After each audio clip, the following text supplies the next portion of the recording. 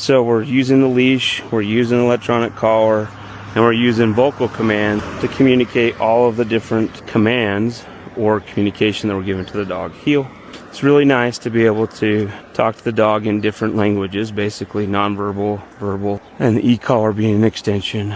But it's basically 2 to 3 languages the dog's learning, and it makes them very proficient. So here's an example of a bad dance move. That's my body language telling her, hey, you're forging ahead.